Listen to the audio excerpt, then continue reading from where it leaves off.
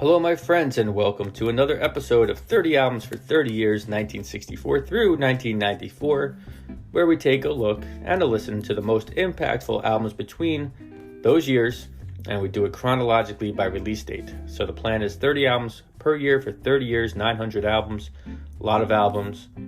Let's see if I can make it that far. People ask me, Jay, why did you choose so many albums? And I don't have an answer. I must just not like myself. But regardless, I am enjoying doing this, so we're going to continue. So again, I am your host, Jay Sweet.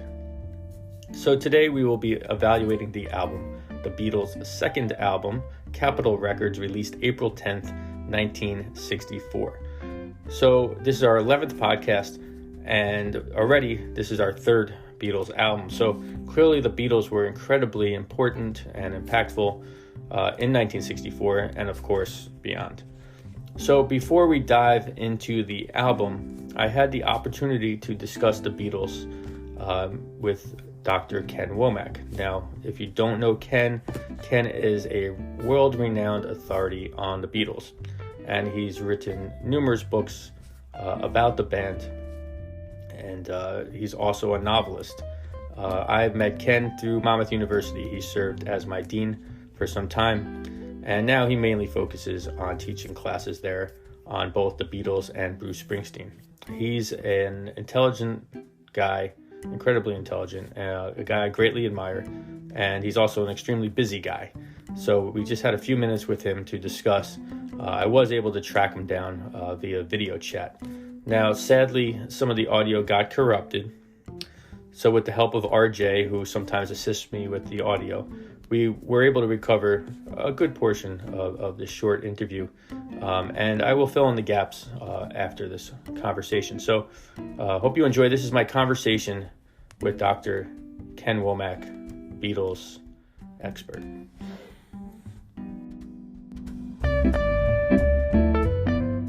Could you just speak about the Beatles' impact during 1964? It's difficult to compare what would happen with the Beatles in 1964 to any other time period or any other epoch in popular music or popular entertainment, maybe even all entertainment of every stripe. 1963 in England, they dominated the charts. They were number one for 39 out of the 52 weeks. And arguably what happens when they export their brand to the United States in February 1964 is far greater and far more lucrative than anything they would have seen in that year in Great Britain.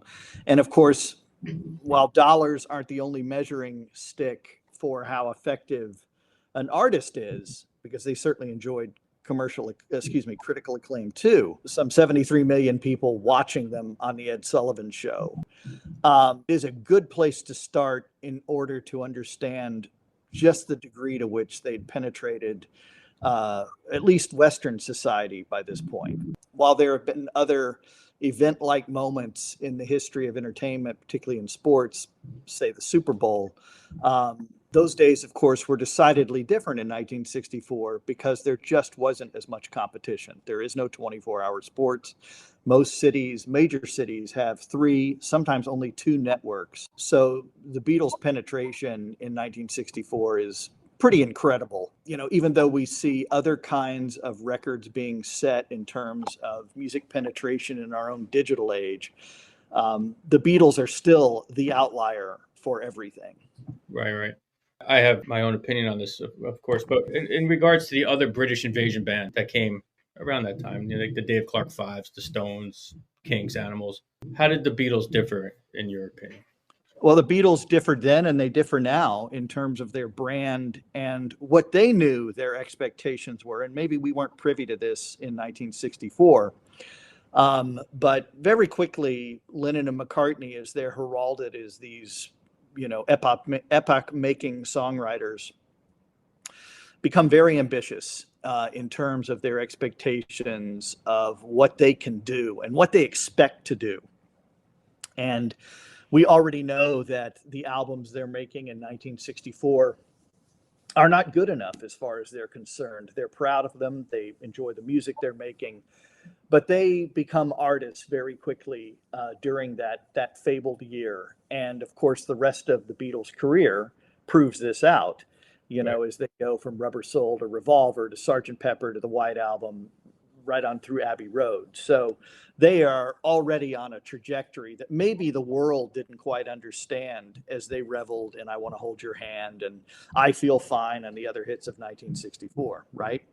Sure. So it's always important to remember that. And that trajectory is also different from the other British invasion bands that you cite. In fact, I often find that, to my mind, the Beatles ignite the British invasion, but they're flying so high above it, they're almost not part of it. And when you listen to what we think of as the British invasion sound now, which is that chiming Rickenbacker guitar, right? Yeah. Maybe a certain kind of backbeat. Um, the Beatles are heads and shoulders right above that sound. I want to ask you this because I struggle with this sometimes with my own classes. What do you say to people who say that they don't like the Beatles? I mean, there's something with the Beatles for everyone to like because they have such a rich variety of sounds and their periods are so different, as they move through their career. And that is another one of the reasons why they're outliers. But if one were to tell me that they didn't like the Beatles and they were interested in learning more about them and trying to understand what is eluding them or what have you, there's so many wonderful places to start. Obviously, you could send them right to Rubber Soul. And if songs like In My Life and Norwegian Wood and Drive My Car can't connect with them, then I don't know that anything will. If they're younger, I would send them to maybe Revolver or Sergeant Pepper. But there are just so many different ways into the Beatles.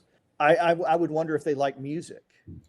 I mean, my own mother really disliked music. She was not a person who enjoyed music. Even she would hear Beatles melodies and think, okay, that is really good. Okay. Play that again, and for her to say play that again about anything was quite remarkable. So it's you're almost an outlier if you do not like them, right? Because almost everything that has been birthed since then, and I would extend that to just about every quadrant of today's popular music, if not every quadrant, Hmm. comes from the originality and the way that the Beatles comported themselves in the 1960s, right? I mean, suddenly, and this is true of kids today, everybody wants to be an artist, right? Absolutely. Sure. And the Beatles have a model where they took artistry by the throat and exploited it Right. ambitiously. And, so I would just have doubts about what it is that doesn't appeal to them about the Beatles, because part of what appeals to them about the music that they do like, if they like music, probably has its rootedness back in some of those very original sounds. It's sort of like the Big Bang, right? Einstein understood implicitly that the Big Bang was still echoing hundreds of millions, billions of years later. And of course, this was proven only a few years ago using gigantic microphones that, yes, the echoes of the Big Bang are still out there in the universe. Well, the echoes of the Beatles are still very much alive and well. Yeah. So I make this argument, and I wonder what you think about it. So, as I teach these music appreciation courses, like you do, I start to think about what the future would be for those courses, and I make this argument that if there's still a world 200 years from now, probably the only rock band that would get notoriety or be discussed might be the Beatles. Would you agree with that? I think that's a very safe argument. And of course, when you teach courses and you explore them in a music appreciation or musicological setting, the secret that maybe we don't share with every student is that we're not just teaching them to appreciate the Beatles, we're teaching them to have a terminology, to deploy a language and a lexicon when discussing sound and how music is created. One of my favorite aspects of teaching the Beatles and Bruce Springsteen, which I do in the spring, is that really these are stories about problem solving. That's what they're about. And everyone in everybody's age, even our advanced technological one, we engage in problem solving constantly. And music, of course, both the act of recording it and capturing it in whatever medium, and also the ideation of it, is all problem solving. When you write a song, right, you have an idea, but then the germ of that idea has to expand, and eventually you have to find a way to introduce it, to have an outro, perhaps. All of these are problem-solving questions, and music is sort of like language study, or mathematics is such an excellent way to learn about that. But yeah, I mean, the Beatles would certainly be the last man standing, to use that phrase. I think over time they will morph in ways that we can't even guess at this point, in the same way that, perhaps Shakespeare or Mozart or Beethoven have. All right, so there you have it, my conversation with Ken Womack. And before the audio gets sort of corrupted, he goes on to cite Beethoven as part of his example. And then says the following: I imagine that every generation will continue to admire the Beatles and deploy them in the best way for them. The Beatles are an extremely elastic brand that will change over time, where others are not. Elvis is not that elastic. I also asked him about just if there was any other bands that he could think of that had such a significant one-year period, like the Beatles did in 1964. And he goes on to cite the Bee Gees after their release of Saturday Night Fever. This is 1978, is when the Bee Gees were really flying high. And also Michael Jackson after his Thriller release, and that year was 1983. So to learn more about Ken, please go to his website, kenwomack.com. Check out his many books. You will be glad that you did.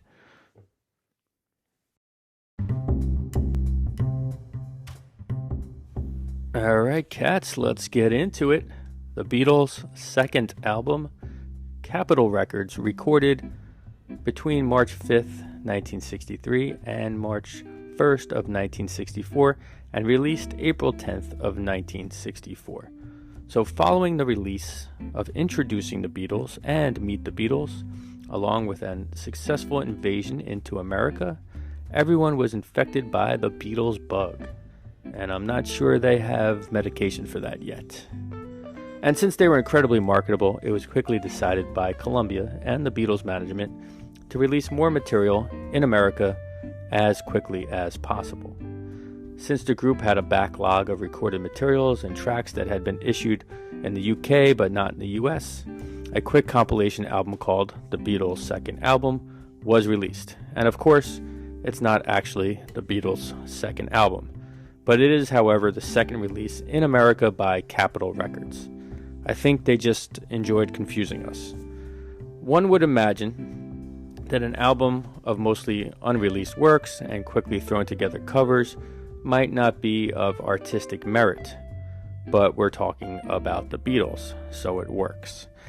At the time, the group could work quickly and efficiently, and they had just come off of years of playing a ridiculous amount of lengthy live performances, and therefore they had a lot of material to record. After 2 weeks of the release of the Beatles' second album, it climbed to number 1 on the charts, knocking off Meet the Beatles, which had an impressive 11-week run at the top of the charts. The album would eventually go 2 times platinum. That's over 2 million units sold.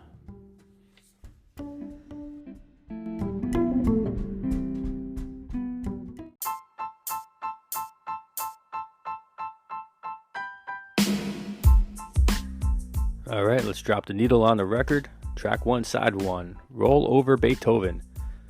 The song is a rock and roll hit anthem written by Chuck Berry. Lyrically, it's Berry's statement that rock and roll is ready to surpass the old school, even if it causes classical masters like Beethoven and Tchaikovsky to roll over in their graves. It's a song about defiance and generational divide, which is the basic attitude of rock and roll.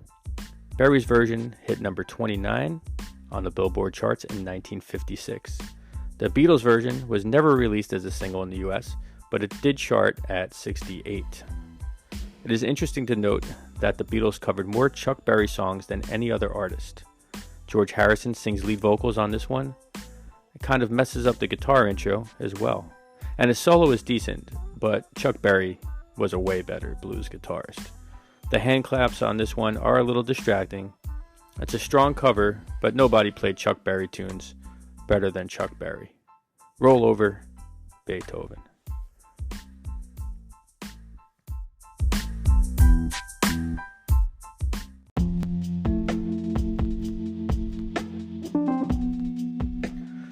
Track number 2 of side 1 is Thank You Girl. Thank You Girl was the B-side to the single Do You Want to Know a Secret? The song was intended to be a thank you to all their female fans, and they had a lot. Take notice of how John Lennon double tracks his vocals on this one, and Ringo gets to shine a bit with some pretty explosive drum fills near the end of the piece. The Beatles thought this song was good enough to be a single. The label did not. I think the label might have been right, but it's always good to be polite, so thank you, girl.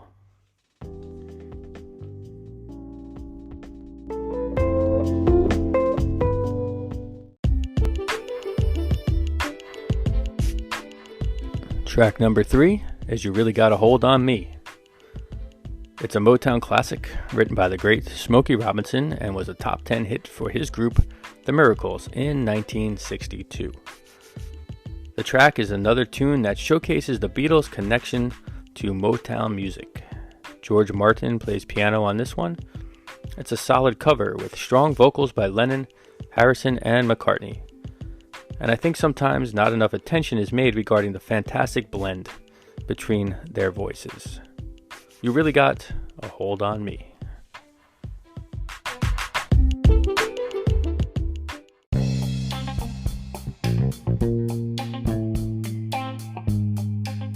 The fourth track is Devil in Her Heart. The song was written and recorded by an artist known as Ricky D in 1962.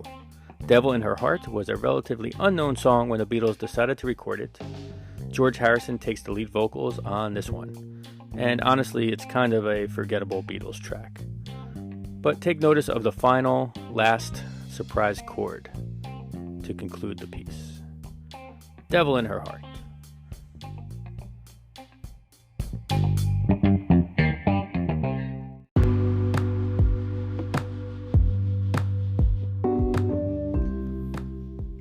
Track number 5 is Money, That's What I Like. And the Beatles made a lot of it during their career, and I'm pretty sure they liked it. I kind of think we all do. The track was originally recorded in 1959 by Barrett Strong, and the tune was the first hit connected to Motown. John Lennon takes the lead vocal on this one. George Martin plays the piano on the track as well. And it would be a solid cover, but there are some seriously out-of-tune guitars, which makes the song somewhat difficult for me to enjoy. Money, That's What I Like.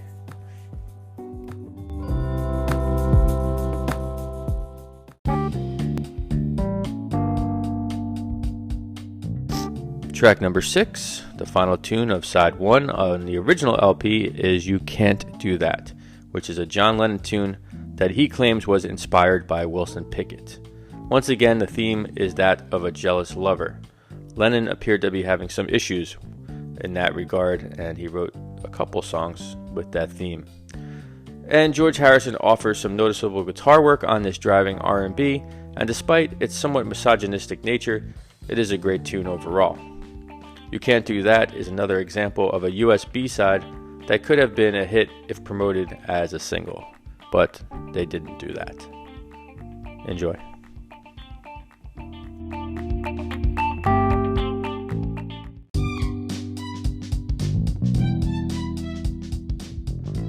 Alright, time to drop the needle on side number 2, and track number 1 of the original LP is Long Tall Sally, which was a hit for Little Richard in 1956. The Beatles greatly admired Little Richard, who was a masterful singer, pianist, and performer. If you're not familiar, definitely check him out. And it was a song that the Beatles would often cover in the past, and in order to complete the album, they needed tunes, so they recorded this one just about a month before the release. Paul McCartney does a great job on the lead vocals, especially since Little Richard songs are not easy to sing. And George Harrison offers some of his best early solo work on this track. Ringo also plays some fiery drum parts towards the song's finale, and it's one of the Beatles' strongest covers. Long Tall Sally.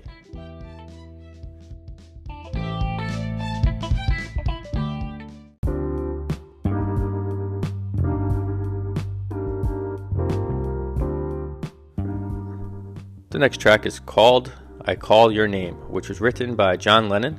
The song was initially given to a group called the Dakotas, another Liverpool band, in 1963. John Lennon apparently did not like their recording, so he decided to have the Beatles do it.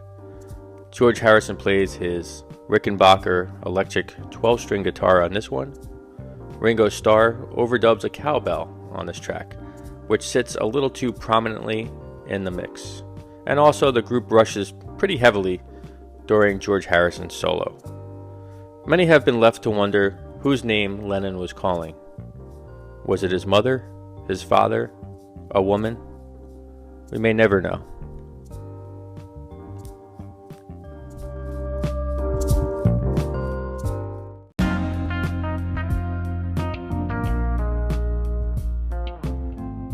Track number 3 of side 2 is Please Mr. Postman, which is another Motown-related cover by the Beatles. The tune was initially a number 1 hit, Motown's first, for the all-girl group The Marvelettes in 1961.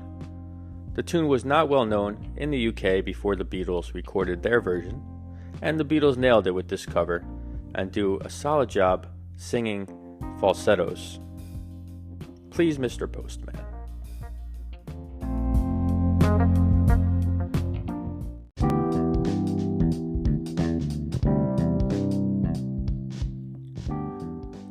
The next track is called I'll Get You, which was a B-side to the mega hit She Loves You.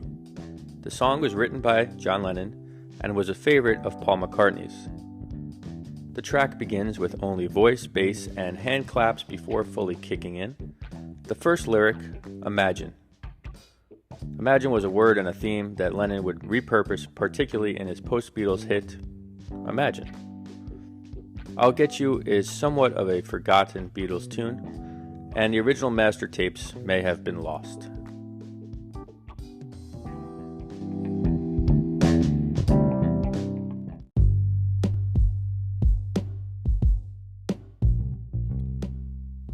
The final track is She Loves You, which was the only true hit from the album, and of course the closing track to this record. It was first released in 1963 and charted at number 1. The song was inspired in part by Bobby Rydell's song Forget Him. Take notice of how the song begins with the chorus, and also take notice of how the song is written from a third-person perspective, which is a shift from other early Beatles works. It truly was an early breakthrough hit for the Beatles. Please enjoy She Loves You.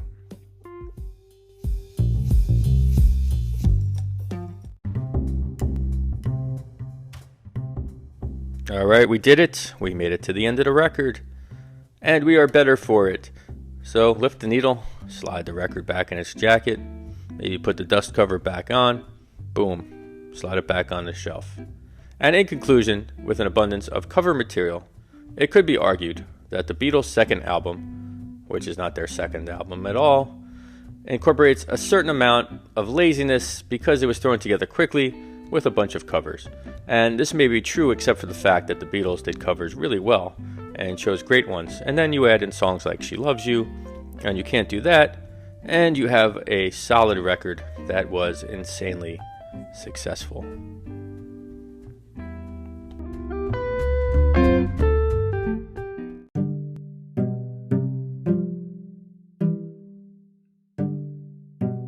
Okay, thank you. Thank you for listening to the podcast. It is a pleasure to present it to you. If you liked what you've heard and you want to learn more about this album or other albums or anything regarding the show, please check out our website, 30albumsfor30years.com, or reach out through social media, Facebook, or Instagram. Also, please check out my book, The History of American Music, 1750 till 1950, an origin story from Kendall Hunt, publishers. Thanks again, everyone, and together, let's keep the music alive.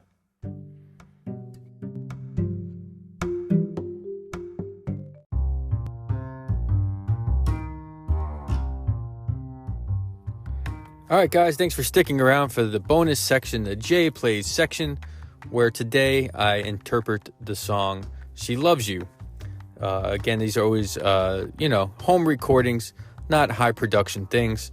I'm playing all of the instruments on this one, with the exception of the drums. I asked my good friend Bob Boyd to send over a track, and he did. Bob is a fantastic drummer and a professor of drums at Monmouth University, where we both work. And, it was a fun project to do. You're going to be hearing more of Bob on some future tracks. He seems to enjoy doing these projects. So enjoy my interpretation of She Loves You.